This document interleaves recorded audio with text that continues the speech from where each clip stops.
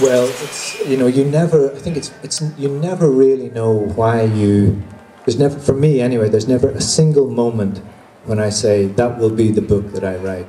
It's always a mix of things.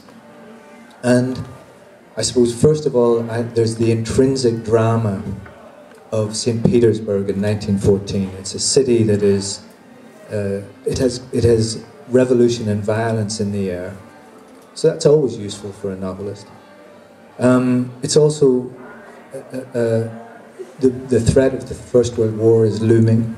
The threat of revolution is looming. There's the sense too that there's a society that is unsustainable. That Tsarist society just cannot continue. That it's about to collapse. And there's also an element too in St. Petersburg, in Russia as a whole, of the other, of people, a community, a minority that is different and seen as dangerous and that cannot be understood. And I was really interested when I was reading about the way I'm talking here about the Jewish minority in St. Petersburg, in Russia as a whole. But I became really interested in this because after 9/11,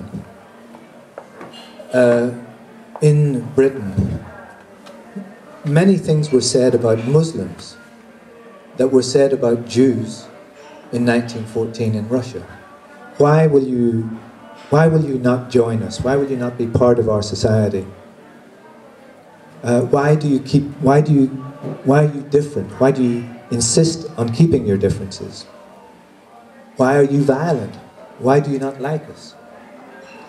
And these exact same questions were being put to British Muslims and still are being put to British Muslims. So in some ways, in writing about, and this is what I love about writing about historical periods, because I can write about a specific period in the past, but I'm also writing about something in the present. And I got into a very bad-tempered and protracted argument with a British writer, Martin Amis, who advocated, among other things, that Muslims should be strip-searched and deported and so on. So part of Zugzwang was an attempt to write about the present by writing in the past.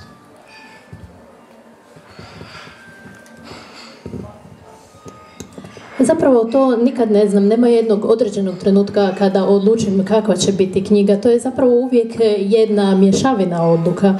I zapravo sam odabrao to razdoblje za ovaj roman zato jer tu postoji jedna drama koja je svojstvena St. Petersburgu u to vrijeme, u 1914.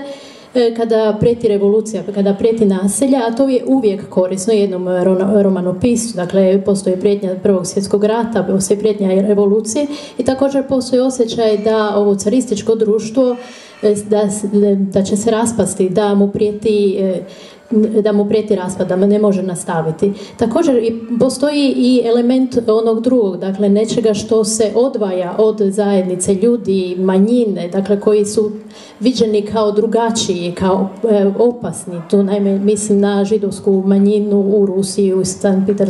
Petersburgu to doba, o čemu sam prilično čitao i što me zainteresiralo. Jer nakon 11. rujna u Velikoj Britaniji se isto govori o britanskim muslimanima kao što se u to vrijeme 1914. govorilo o židovima u Rusiji. Pitalo ih se zašto se ne sjedine sa našim društvom, zašto su drugačiji, zašto inzistiraju na svojim različitostima, zašto nisu više poput nas. To se pitala većina i ista su se pitanja postavljala britanskim muslimanima. Zbog toga volim pisati o raznim povijesnim razdobljima jer tako mogu istovremeno reći nešto i o našem svijetu u kojem živimo u današnjem dobu. Također sam ušao u jednu prilično oštru raspravu, čak bih mogla reći i svađu sa jednim britanskim pisem koji je tvrdio da muslimane treba pretraživati do gola, jer ih treba deportirati. A i zato je upravo jedan dio ovoga moga romana pokušaj da napišem nešto i o sadašnjici. pitati o šahu. Ovo je roman i o šahu. On je prilično važan u ovom romanu. Jedan od ključnih likova je lik Rosenthala, šahovskog genija kojeg kreirate. Dakle, s jedne strane, zašto vas toliko zanima šah? Pišete šahovsku kolumnu. Tko je bio vam uzor za lik Rosenthala? I ono što je zapravo najzanimljivije, Zugzwang, koji je originalni naslov romana, je šahovski termin koji se kod nas prevodi kao iznudica, što je baš ne bi bio lijepi prijevod za roman.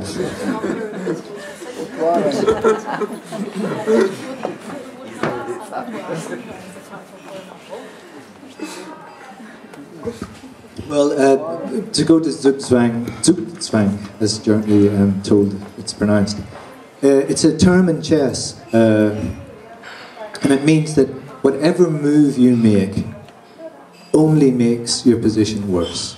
And I thought that as a metaphor was perfect for my protagonist, Otto Spethmann.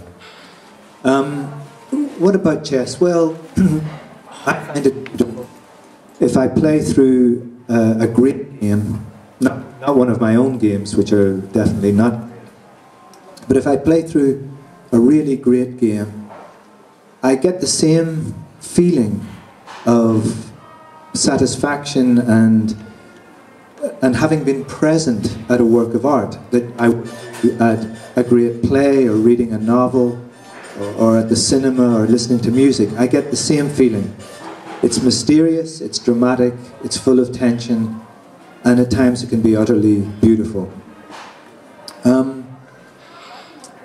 The character, the chess player in the novel, is based on a Polish Jewish player called Akiba Rubinstein, who was born about 1880, something like that.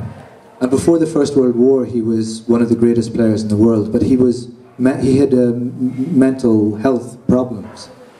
And I read a little biography of him one time, just a few pages, years and years, like 30 years ago, which described a moment that has stayed in my imagination ever since. Although Rubinstein was one of the 2 or 3 greatest players before the First World War, he was pathologically shy. He was just a very shy man and couldn't look people in the eye and just very shy. And what he used to do at the chess table, if you imagine this is the chess table and his opponent here, he would make his move and then he would get up and he would go and hide. They used to have them in these grand hotels, and he'd go and hide by the potted plants because he believed that his mere presence was so horrible and unbearable that he didn't want to put his opponent to any kind of suffering. So he would remove himself. And I thought, that's tragic, and his whole life after the first, he became very seriously traumatized during the war, and ended his days in an asylum in, I think, in the Netherlands. But that tragedy of a genius who wasn't really able to function as a normal human being stuck with me, and that's why I chose him for this.